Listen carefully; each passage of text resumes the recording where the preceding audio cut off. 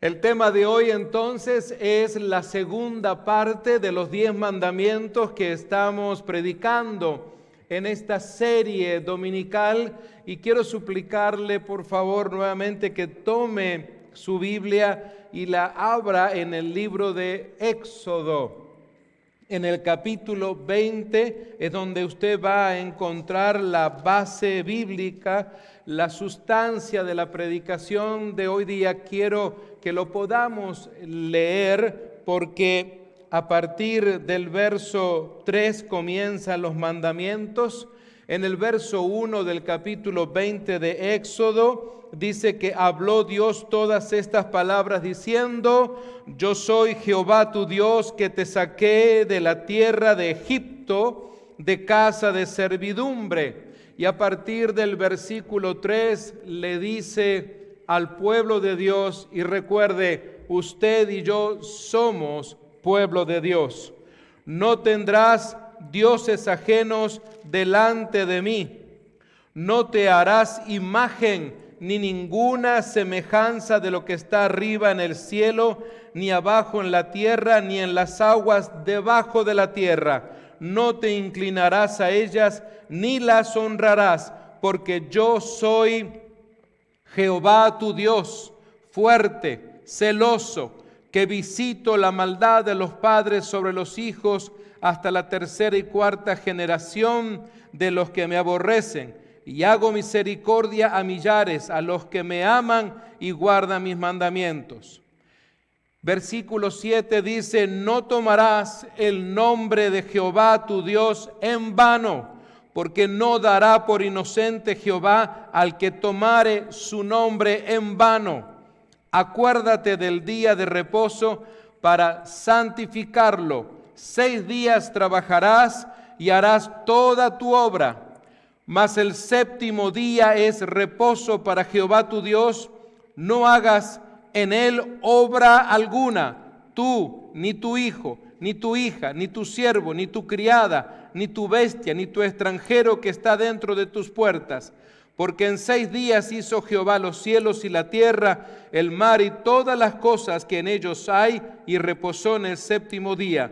Por tanto Jehová bendijo el día de reposo y lo santificó.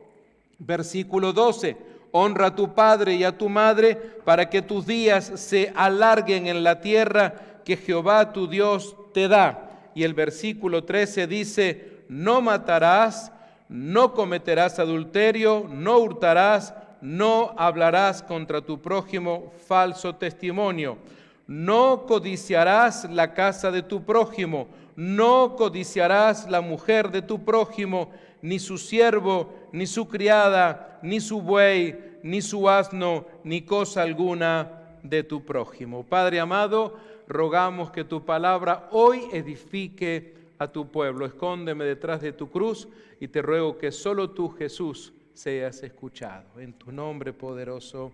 Amén. Amados míos, en la primera parte de esta serie les señalé de que los mandamientos no nos están hablando de un Dios que es rígido, de un Dios que es soberbio, de un Dios que solamente pone reglas para hostigar a sus hijos y a sus hijas. No es así, sino todo lo contrario. Por ejemplo, pregúntese a usted misma, a usted mismo, ¿qué sería de nosotros si no tuviéramos leyes? Por ejemplo, leyes de tráfico. Muchos de ustedes hoy tuvieron que conducir para llegar aquí al templo, y los que me están escuchando en las redes sociales también. ¿Qué hubiera pasado? Les pregunté la semana pasada, si usted hubiera salido de su casa y hubiera encontrado que no hay semáforos funcionando, que no hay líneas marcadas en la carretera, que no hay carteles, no hay nada. Cada uno maneja como se le da la gana. Al llegar a la esquina, que le vaya bien. Imagínese qué sería de nosotros, ¿verdad? Si aún teniendo reglas de tráfico, yo he tenido el privilegio de conducir en algunas ciudades y realmente qué difícil que se hace. Y no voy a mencionar las ciudades para que nadie se me diga, ay, está hablando mal de mi ciudad, pero hay ciudades, especialmente en Latinoamérica, que a pesar de que hay reglas de tránsito, caramba, qué difícil que se hace conducir en algunas de ellas. Así que entonces imaginémonos nuestras vidas si Dios no nos diera entonces mandamientos. Amados, en la primera parte entonces desarrollamos el primer mandamiento de no tengas ningún otro Dios aparte de mí. Esto nos habló de un Dios celoso porque es un Dios que te ama, es un Dios que quiere ser tu único Dios. Your only God for you. El segundo mandamiento dice no te hagas ninguna clase de ídolo ni imagen de ninguna cosa que está en el cielo, en la tierra o en el mar. Así que entonces Dios no quiere que te inclines ante o que le des culto a otras imágenes, a otras cosas. Nuestra adoración y alabanza debe ser solamente a nuestro poderoso Dios. El tercer mandamiento nos dice no hagas mal uso del nombre de Dios. Y seguramente muchas personas que me escuchan se sintieron tal vez un poco aludidas porque muchas veces decimos expresiones en donde ponemos el nombre de Dios, pero eso es algo vano. Y amados míos, hemos llegado hoy entonces a la segunda parte de esta serie de los sermones de los 10 mandamientos. Y quisiera entonces que usted enfoque su vista en el versículo 8 de este capítulo 20 de Éxodo. Y alabamos al Señor por esta palabra, el cuarto mandamiento. Y debo de explicar algo aquí. Los primeros 4 mandamientos, incluyendo este que voy a compartir, son bien directos en hablar en cuanto a la relación del pueblo de Dios con Dios. Es decir, cómo se puede llevar bien el pueblo de Dios. Son mandamientos que ayudan a que usted tenga una buena relación con este Dios que le ama, con este Dios que le ha creado, con este Dios que le ha salvado a través de la sangre de su Hijo Jesucristo en la cruz.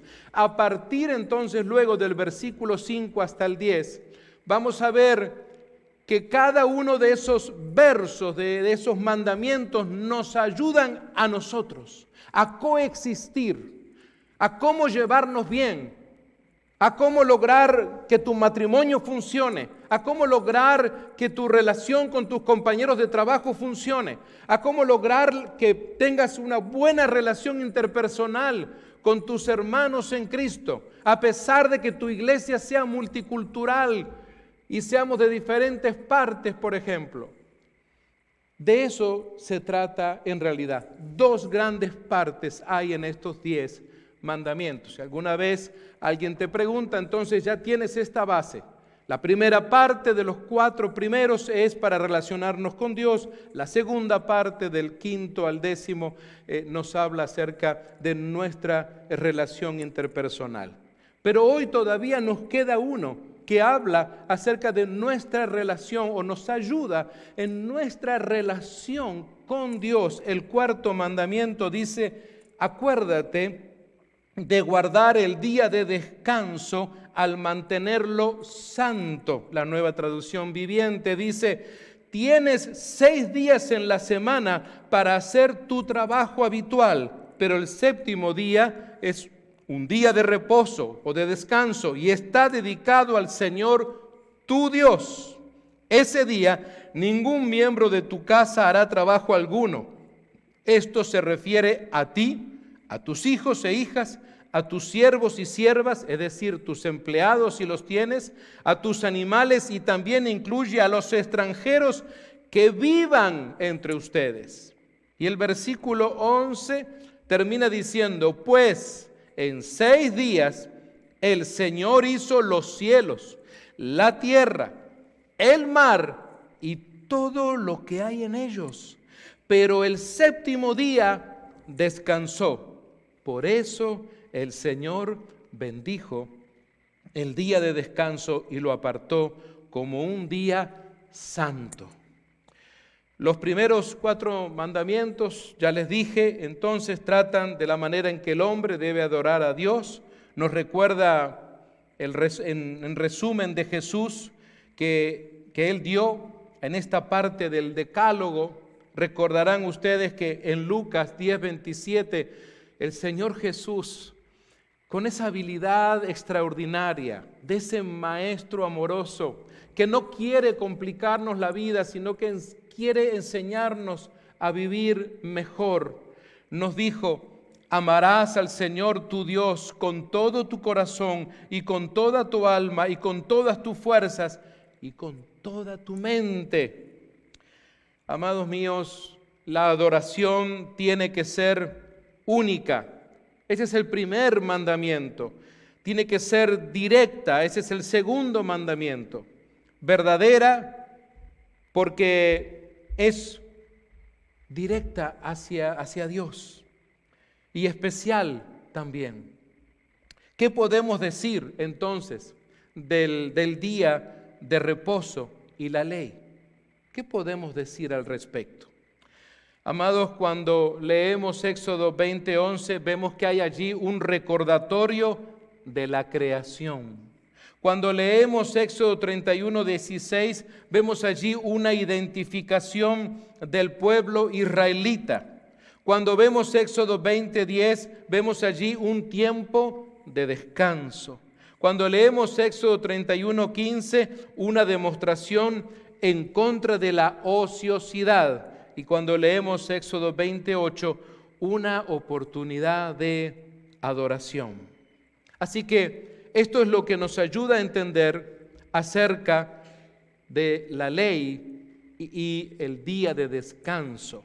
¿Qué podemos decir de ese día de descanso, pero desde la perspectiva de Jesús?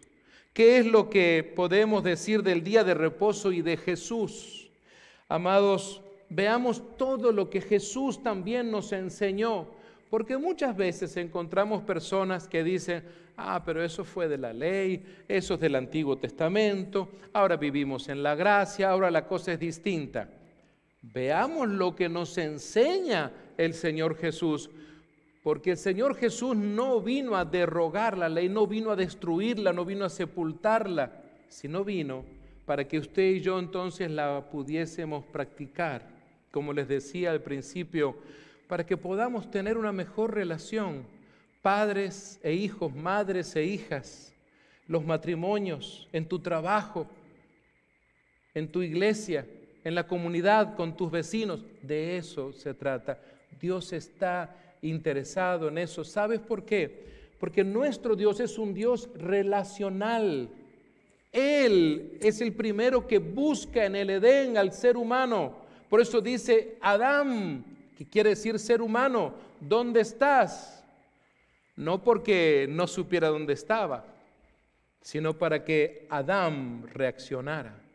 Amados míos, en primera instancia Jesús guardó el día de reposo, es decir, el día del descanso, cuando leemos en Marcos 1:21, y entraron en Capernaum, y los días de reposo, entrando en la sinagoga, enseñaba. Así que no se fue a hacer un trabajo al campo, no fue a visitar amigos, sino de que fue a la casa de Dios, obviamente a hacer lo que él debía de hacer, enseñar la palabra. Jesús también predicó en el día de reposo.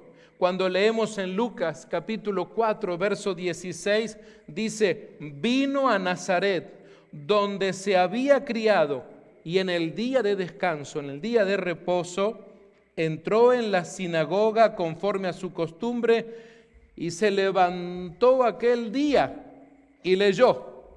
Y ustedes recordarán la lectura de Isaías 61.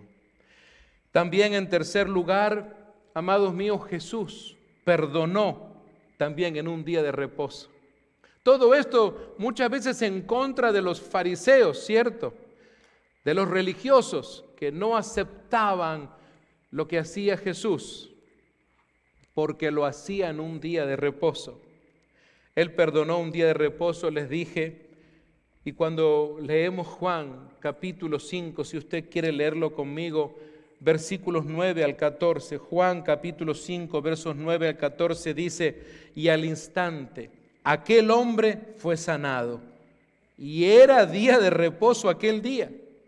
Después halló Jesús en el templo y le dijo: mira, has sido sanado, porque el mismo Señor Jesús lo encuentra a él luego en el templo, al que fue sanado, y le dice: mira, has sido sanado, no peques más, para que no te venga alguna cosa peor.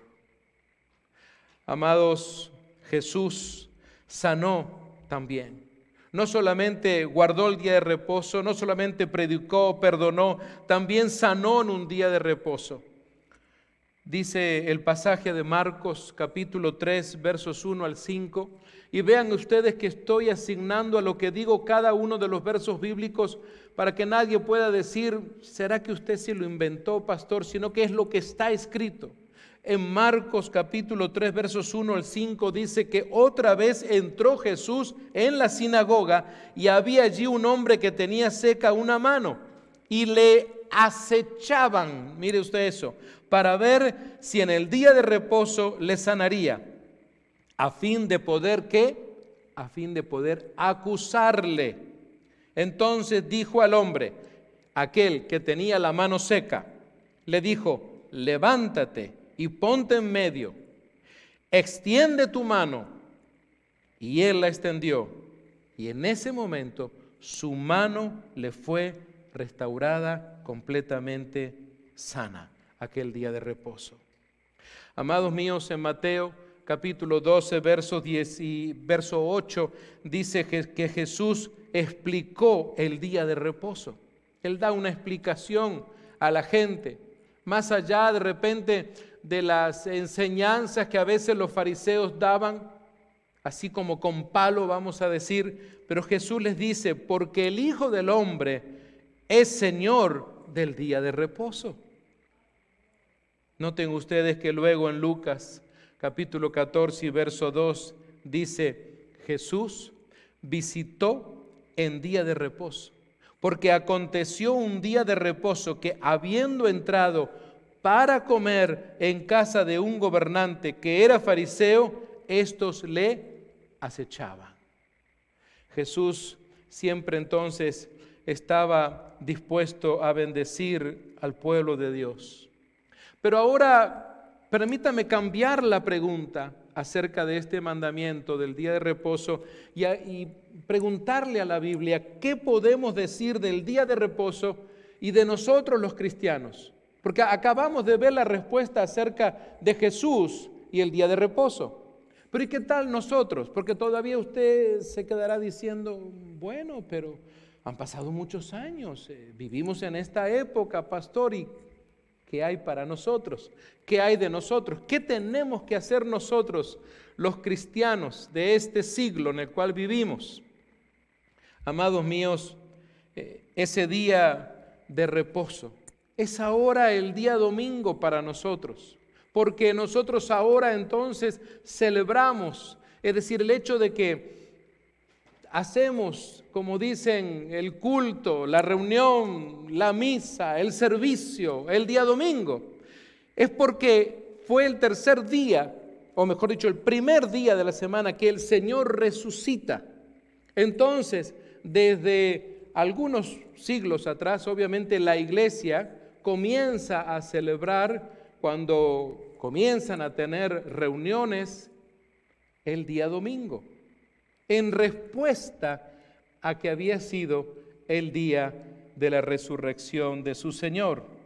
Ahora, este día que apartamos para el Señor, que nosotros los cristianos en este tiempo obviamente es el día domingo, es un día especial. ¿Un día especial para qué? Para pintar la casa, para lavar el carro, para cambiar el aceite del motor, para lavar la ropa, para visitar a la comadre. ¿Para qué será?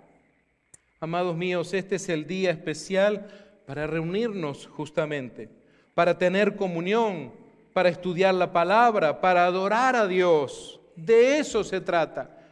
No ha sido apartado para ninguna otra cosa. Tal vez usted me dirá, bueno, pastor, pero mire, yo soy una persona muy ocupada, así que yo, pues, el domingo tengo otras cosas que hacer. Pero eso es usted. Recuerde, estamos hablando de su relación con Dios. Eso habla de su relación con Dios. Así de sencillo.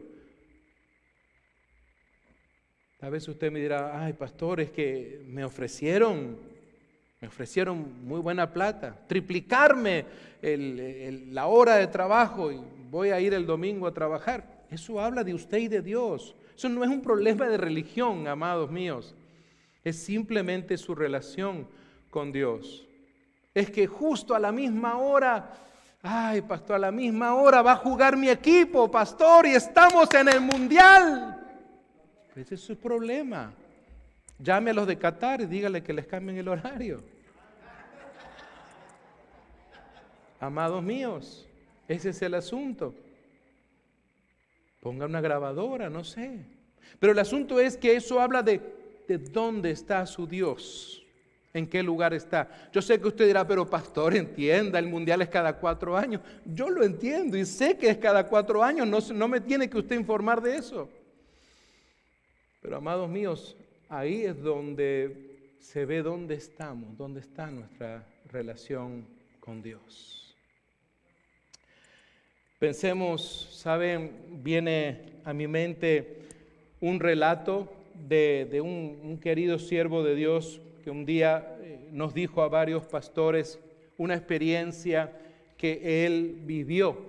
Él estaba en un aeropuerto, le tocaba esperar como 2 horas porque era de esos lugares donde hay que hacer conexión aquí en Estados Unidos, y él dice que iban a ser, casi ya eran las 6 de la tarde, y identifica a un hombre que lo identifica como un hombre islámico. Y en ese momento, en esos lugares que hay en los aeropuertos, usted sabe, son muy grandes, están las diferentes aerolíneas allí esperando para atender a los pasajeros. Pero en ese lugar, ahí a un lado de una columna, este hombre se quitó su chaqueta, literalmente se la sacó, así como estoy haciendo yo. ¿Sabe lo que hizo con su chaqueta? Este hombre islámico, este hombre musulmán, la tiró en el piso. Y había centenares de personas mirando allí. ¿Ustedes creen que a él le importó? Él simplemente dobló sus rodillas y comenzó a hacer esto, a adorar a Dios. Usted dirá, bueno, pero estaba adorando a un Dios ahí, a Alá. A él no le importó. Él estaba adorando a su Dios. Yo a veces me pregunto, pero amados míos, ¿nosotros qué Dios tenemos? ¿Qué Dios tenemos nosotros? ¿Qué podemos decir? ¿Qué le falta a nuestro Dios para que Él pueda ser primero, para que Él pueda ser una prioridad? ¿Qué necesita? ¿En qué está fallando Dios para que nosotros digamos, bueno, ahora sí te voy a adorar? ¿Qué pasaría si hubiera un mandamiento para los cristianos que dijera que todos los días de tu vida a las 6 de la tarde, donde te encuentres, vas a doblar tus rodillas y vas a adorar a Dios? ¿Qué pasaría? ¿Qué sucedería con nosotros, los cristianos, los que sabemos que hemos sido redimidos por Cristo? Un Dios que nos ama, un Dios que ha derramado su sangre por nosotros a través de su Hijo. Qué interesante. Todos nos quedamos así como ustedes, impactados, porque sabíamos que eso era verdad, no era un cuento de feria. Interesante entonces, amados míos, que este día que lo tenemos que dedicar al Señor puede ser violado.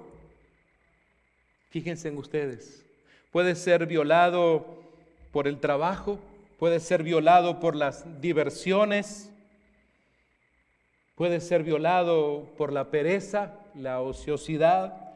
Puede ser violado por las visitas. Ay, pastor, justo media hora antes de salir de casa me cayó mi cuñado, mi compadre con la familia, y no fui capaz de decirle que iba para la iglesia. Puede ser violado por un mundial de fútbol también. Amados míos, a manera de conclusión de este cuarto mandamiento, que es el último de esta parte que habla de nuestra relación con Dios, Dios desea que le adores todos los días, pero pide particularmente un día entre 7, en este caso y en este tiempo nuestro, a saber, el día domingo. No le tomemos el día que a Dios le corresponde. De eso se trata. Y amados, no se trata tampoco que yo me quiero ganar enemigos, porque predicar estas cosas en este mundo moderno puede ser molesto para personas que se congregan en alguna iglesia, y tal vez estos no son las palabras o los mensajes que más atraen a la gente. Pero pensemos un poco. ¿Qué es lo que estamos leyendo? ¿Qué es lo que estamos predicando? La palabra de Dios ha sido dada para enseñar al pueblo. ¿Sabes? Cuando tú eras más joven de lo que hoy eras, o una niña o un niño, y de repente se te corregía en algo que estabas haciendo mal, te ponías incómoda o incómodo o no te gustaba, es cierto, pero al fin y al cabo nos ayudaba. Hoy en día eres un hombre, una mujer ya adulta y adulto, y hoy dices, ¿sabe qué bueno que me corrigieron? Cuando de repente hacías una tarea en la escuela y respondías cosas que no estaban bien y entonces la maestra te corregía, ¿tú qué hacías? ¿Te enojabas? Tú sabías que eso te ayudaría a que en el examen final te vaya mejor, hagas las cosas bien.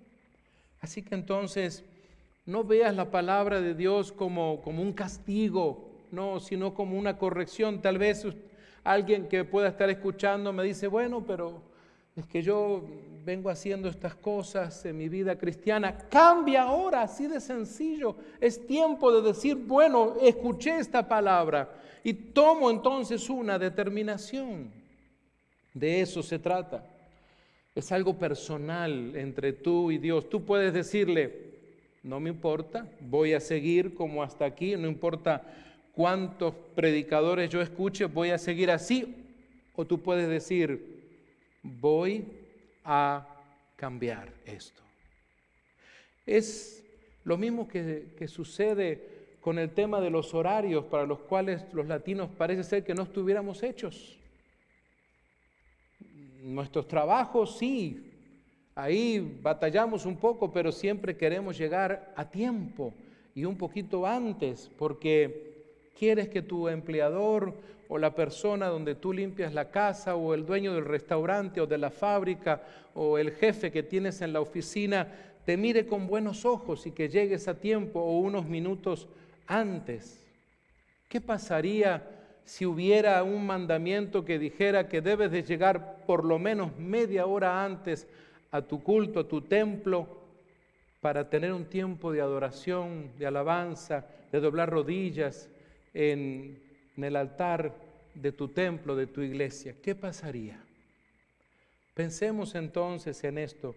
Hay veces que no necesitamos tal vez que se creen, que se escriban esos mandamientos. Simplemente se trata de tu amor a Dios. Tú piensa, estoy seguro que tú mañana no vas a llegar tarde a tu trabajo. Te vas a esforzar por no llegar tarde, porque te puede traer malas consecuencias.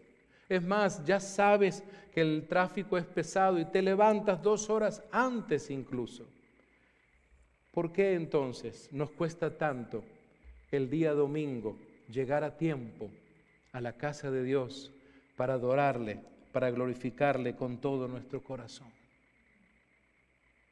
Amados, a partir del quinto mandamiento habla ya de un tema en relación a nosotros. Los 4 primeros en relación con Dios. Ahora viene el momento de entre nosotros. Y fíjense dónde comienza el primer mandamiento de esta segunda parte. Comienza en el versículo 12, allí en su Biblia, en Éxodo capítulo 20. Dice, honra a tu padre y a tu madre. Note usted. Y dice además la Nueva Traducción Viviente, entonces, o sea, como resultado, tendrás una vida larga y plena en la tierra que el Señor tu Dios te da. Amados míos, este quinto mandamiento enseña tanto un deber como una responsabilidad hacia los parientes y hacia tus padres. Es imposible amar a Dios y a la misma vez deshonrar a los padres. Tristemente, muchos, después que son padres y madres, se olvidan que también son hijos. Ser hijo es más que tener un parecido físico o llevar un apellido. Es un llamado a honrar al padre y a la madre. ¿Saben ustedes que este mandamiento, a la luz del Nuevo Testamento, tiene algunas enseñanzas muy importantes? Por ejemplo, Jesús se lo citó nada más ni nada menos que a los escribas y a los fariseos. Y les dijo allí en Mateo capítulo 15, versos 4 al 6, y cito esto para que usted vea que entonces Jesús nunca vino a derogar la ley, sino a ponerla en práctica. Y muchas veces a decirle a esos legalistas, señores, aquí está, ¿la han leído últimamente? Note lo que les dice a estos religiosos. Porque Dios mandó diciendo, honra a tu padre y a tu madre, y el que maldiga al padre o a la madre muera irremisiblemente. Pero vosotros decís, cualquiera que diga a su padre o a su madre, es mi ofrenda a Dios, todo aquello con que pudiera ayudarte, ya no ha de honrar a su padre o a su madre. O sea, habían cambiado la palabra. Así habéis, le dice Jesús, invalidado el mandamiento de Dios por vuestra tradición. Así que los religiosos invalidaban la ley por la tradición. Ponían la tradición primero y la palabra después. Esto sucedió de a poco, fue un proceso. Y amados míos, a la iglesia tradicional de la cual muchos de nosotros venimos, eso le ha pasado. Hoy en día es más importante las tradiciones de la iglesia que lo que la palabra de Dios dice. Muchos de nosotros nos hemos criado en esa religión tradicional. Fíjense en ustedes, por ejemplo, para darle más énfasis a esto, en Mateo capítulo 19 y versículo 19, Jesús se lo citó a un joven que era rico. Y le dijo, honra a tu padre y a tu madre y amarás a tu prójimo como a ti mismo. Noten ustedes que también Pablo no se queda atrás. El apóstol Pablo hizo alusión a este mandamiento. Cuando él escribe la carta desde la cárcel de Roma, le escribe la carta a los creyentes que estaban en la ciudad de Éfeso. Usted lo puede leer conmigo en su Biblia, en el capítulo 6 de Éfeso. Versículos 2 y 3. Recuerden que estos pasajes no están entonces en las pantallas, porque algunos se están quedando así para ver cuándo sale. No van a salir, tiene que usted leerlo en su Biblia. Eso es otra cosa. ¿Has traído tu Biblia? ¿Tú traes tu Biblia a la iglesia? Porque llevas tus herramientas al trabajo, llevas tu cuerpo al trabajo, llevas tu carro al trabajo. ¿Traes tu Biblia a la iglesia? No, es que mi vecina me ve, quién sabe qué me va a decir. ¿Y a ti qué te importa? ¿Qué te importa? Si aquel musulmán no tuvo problemas en tirarse al piso en el aeropuerto y orar a Alá, ¿qué te importa que te vean con una Biblia, por amor de Dios? Honra a tu padre y a tu madre, dice Pablo, que es el primer mandamiento con promesa para que te vaya bien y seas de larga vida sobre la tierra. Amados míos, fíjense en ustedes que es tan importante esto. En Marcos capítulo 7 y verso 12, fíjense en ustedes que la importancia de honrar entonces a nuestros padres, al no hacer más por su padre o por su madre, dice Jesús allí en Marcos 7:12. Luego en Efesios 6:1 dice, al no obedecerlos. En Colosenses 3:20, al no hacerles caso. Hijas e hijos que todavía están viviendo en la casa de vuestros padres, ¿tú le haces caso a tu mamá, a tu papá? ¿Le obedeces? ¿O porque tú ves que tus amiguitas o tus amiguitos en la escuela no lo hacen, tú quieres hacer lo mismo? ¿Sabías que te bendice, es de bendición a tu vida cada vez que tú obedeces a tu madre y a tu padre en la casa?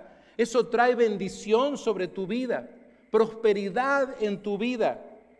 Tú quieres que te vaya bien en la vida, de eso se trata entonces. El primer mandamiento con promesa, de eso se trata. Por eso es tan importante que revisemos nuestras vidas. Y no se trata de tu edad, se trata de que pongas en práctica la palabra. Hijos, obedeced a vuestros padres en todo, porque esto agrada al Señor. Si tú eres una teenager o un teenager, un joven, un jovencito, que quieres tener una buena relación con Dios, no puedes pretender tener todas las bendiciones de Dios, pero llevarte mal con tu madre y con tu padre, o no obedecerle, o creer que tu madre y tu padre están pasados de moda. Es que ellos no tienen TikTok, pastor. Amados jóvenes, esta es una clave tan importante en tu vida. Sabes que encontramos en la palabra de Dios hijos que deshonran a su padre y a su madre. El hijo necio, por ejemplo, en Proverbios 10:1 dice, es tristeza de su madre. En Proverbios 10:5, el hijo vago, el flojo, el que duerme en tiempo de siega, es hijo que avergüenza. Escribió allí Salomón. También escribió el capítulo 3 y verso 1 de Proverbios, el hijo burlador, mas el burlador no escucha las reprensiones. ¿Te burlas de tu padre y de tu madre a veces porque no es muy bueno la tecnología de la computadora? ¿O porque no tiene las últimas aplicaciones que tú tienes en tu celular? ¿O se te olvida quién te compró el celular?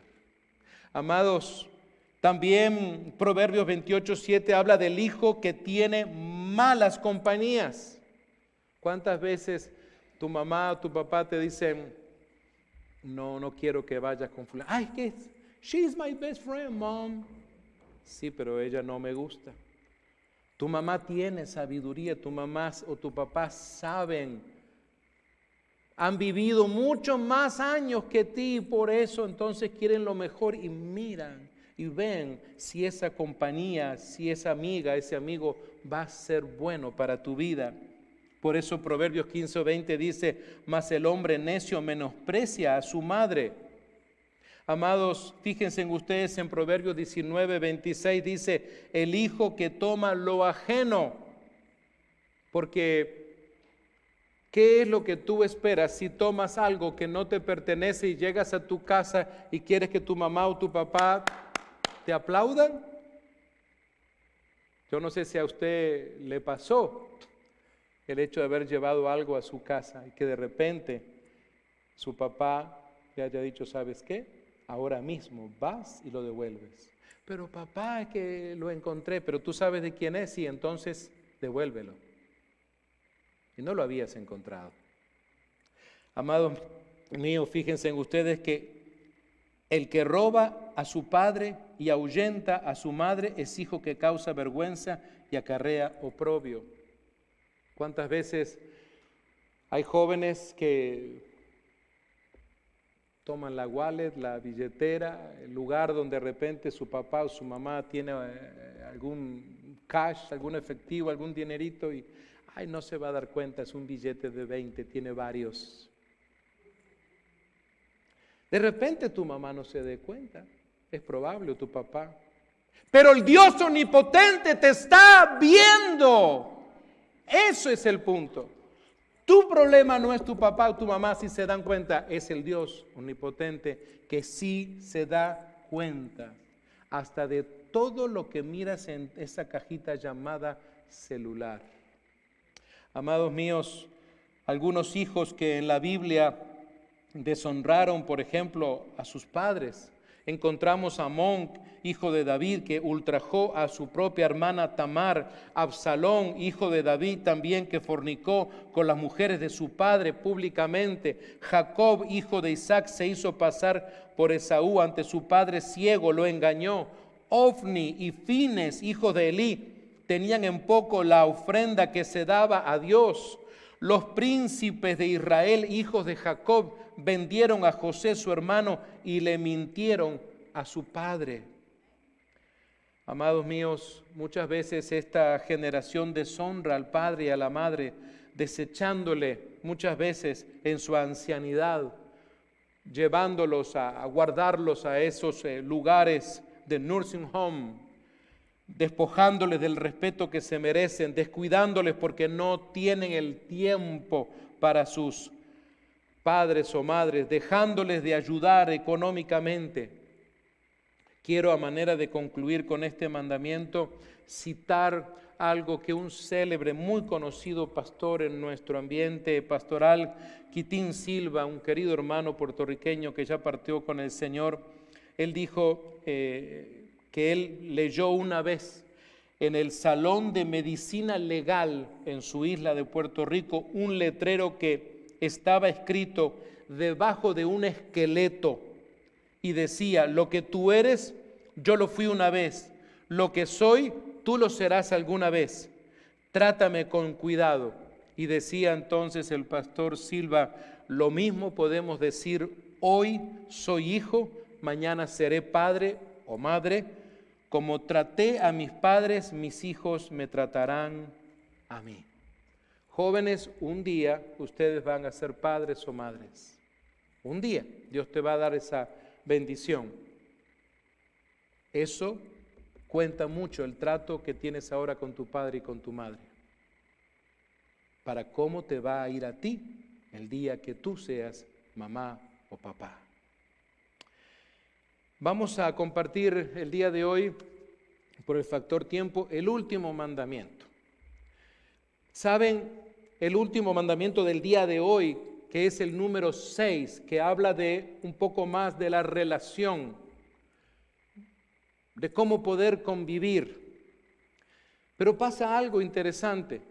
Este tema, el número 6, que está en el capítulo 20 de Éxodo, versículo 13, márquelo allí con highlight ahí en su Biblia, dice: no cometas asesinato.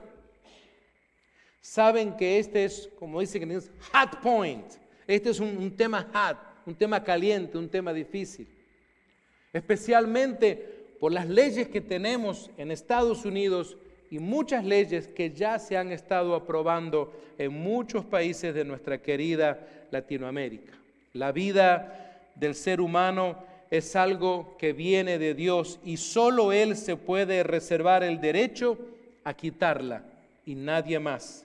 En un tiempo de tanto crimen, de tanta violencia, este mandamiento en contra del homicidio necesita recalcarse, necesita enseñarse, necesita ser más hablado, no solo en las iglesias, en las escuelas. Este es un mandamiento que se viola constantemente. Se viola en la destrucción de otras vidas por medio de las guerras, en los accidentes automovilísticos por negligencia, por el uso del alcohol o por estar bajo el efecto de drogas, en la eutanasia o la muerte piadosa, en el acto criminal de robarle a otro su derecho a vivir, en el suicidio como vía de escape a los problemas o la falta del deseo de vivir. Vivimos en el país con el mayor índice jamás antes registrado de jóvenes adolescentes que se quitan la vida. Pero el punto que sigue tal vez es el que me va a llevar un poquito más de tiempo hoy día. Y está en relación nada más ni nada menos que al aborto. Hace algún tiempo atrás pensaba en preparar un estudio directa y solamente hablando del aborto, pero al venir esta serie de los 10 mandamientos y aparece este 6º mandamiento, dije, este es el momento donde hay que enseñar también a la iglesia, porque ¿cuál es la respuesta que tenemos los cristianos, los creyentes, los que aman a Dios acerca de este tema que hoy trae división en la familia, trae división en la iglesia, trae división en la política, trae división en todas partes? Se las han arreglado para que esto sea así, mas no debería de haber sido nunca así. El tema del aborto, amados míos, es quizá uno de los temas que ha despertado más tensión en estos días, y no solo en Estados Unidos. Y amados, yo creo que hace falta más valor para encontrar una respuesta honesta a la pregunta. Ustedes han visto este estilo, yo lo he tomado, de hacer preguntas que reciban respuesta, o preguntarle a la Biblia. Porque a ti y a mí nos pueden hacer preguntas el día de mañana, en el trabajo, en la escuela, donde sea. La pregunta es esta: ¿es el aborto un homicidio? Especialmente para quienes han realizado tal vez o tenido abortos, puede ser que esto pueda ser doloroso, tal vez pueda traer pensamientos, pero amados míos, la Biblia es clara sobre el hecho de que el homicidio es incorrecto. Éxodo 20:13. Sin embargo, en algunos casos la Biblia no prohíbe matar. Porque alguien dirá, no, pero espérense, si en la Biblia que usted lee, ahí vemos que ha habido muerte. Claro que sí. Se esperaba que los soldados que representaban a su país mataran a los soldados enemigos. Eso lo vemos en Josué 11:20, pero eso no es homicidio. Se mataban los animales para la comida y para el sacrificio. Lo vemos también en Éxodo 24:5, en Génesis capítulo 9, versos 3 al 4 y en otros más. Eso tampoco es homicidio. Amados míos, el homicidio se define como la muerte ilegal y premeditada que una persona comete contra otra persona. Ese es el homicidio. El homicidio es una muerte ilegal, es decir, la muerte provocada para la sentencia de un ser humano contra otro por razones personales o a veces raciales. En reiteradas ocasiones, la Biblia condena el homicidio como una característica de una sociedad que es malvada. Para los que les gusta tomar nota y les gusta ampliar, Deuteronomio capítulo 5, verso 17, el mismo profeta Isaías en el capítulo 1, verso 21, el profeta Oseas capítulo 4, verso 2, y el Señor Jesús en Mateo 5, 21 nos habla de esto.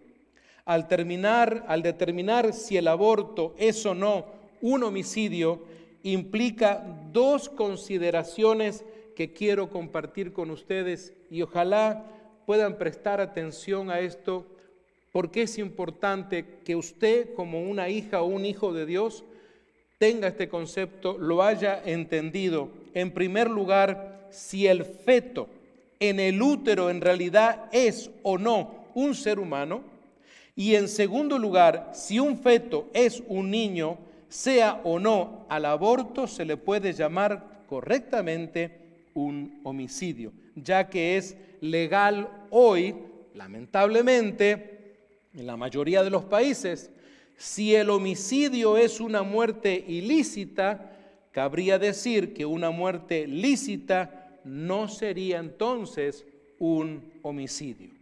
Una razón por la cual el homicidio es prohibido es que es poco ético, así lo dicen, para que una persona decida unilateralmente el destino de otra persona.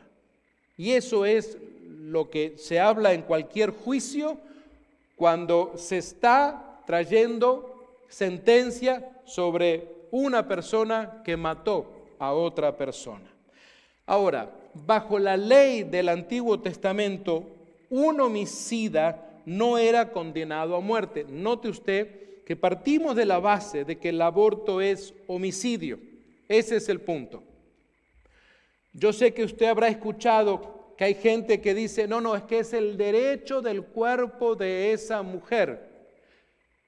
¿En qué momento comienza su derecho? ¿En qué momento termina su derecho? ¿Y en qué momento comienza el derecho del ser humano que tiene en su vientre entonces? Partiendo de la base que es un homicidio, entonces, notemos que en Números 35:30 dice, mas un solo testigo no hará fe contra una persona para que muera. En la guerra, los soldados no deciden matar por sus propios intereses, sino que ellos matan por obedecer a un interés nacional.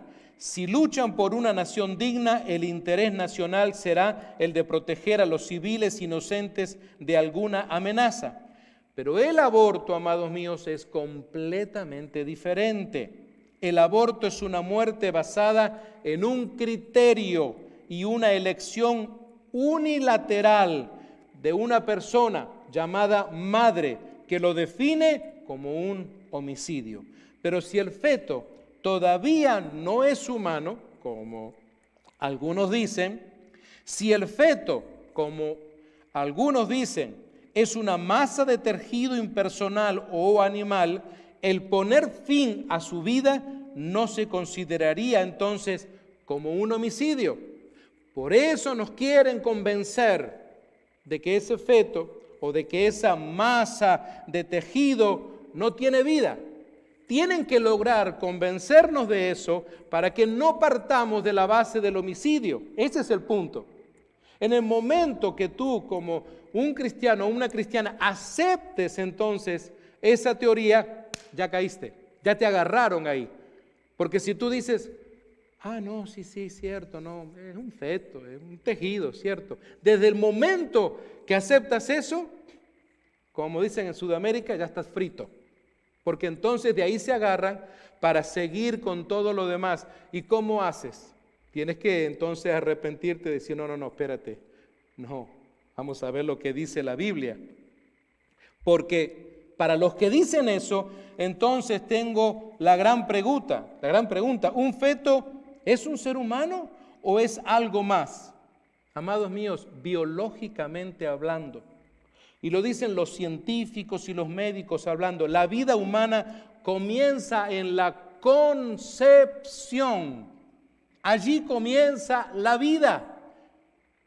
El asunto es que nos quieren convencer de que no es así, de que comienza después.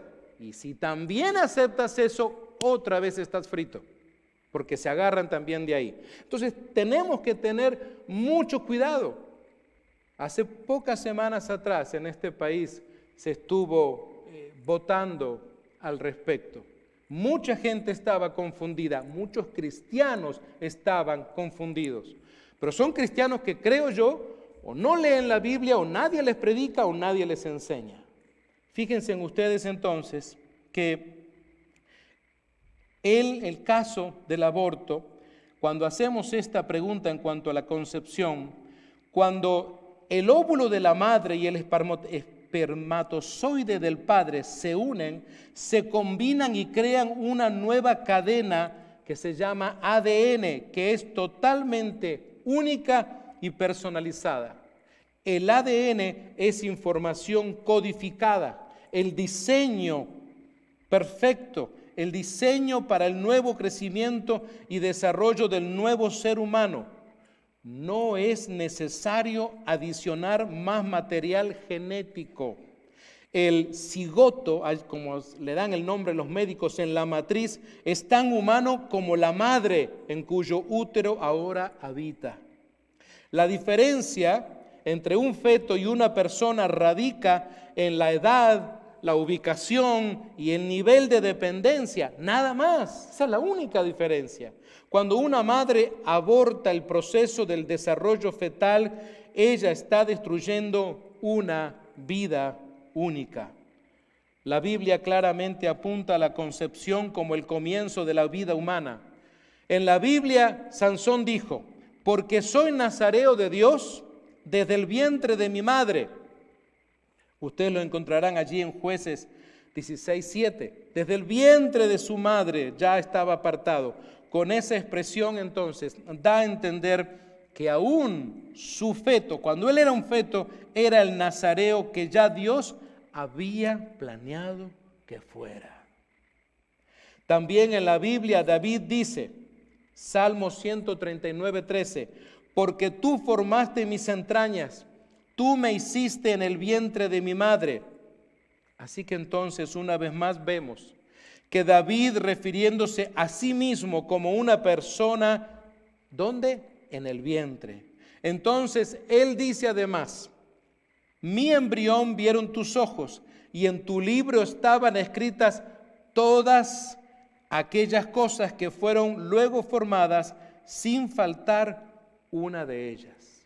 Así lo declara cuando escribe el Salmo 139:16. En definitiva, amados míos, David está diciendo que Dios había planeado todos los días para él mientras estaba, ¿dónde? En el vientre de su madre. Nuevamente, esta evidencia apunta a la persona de que desde su concepción, eso es lo que los cristianos nacidos de nuevo creemos.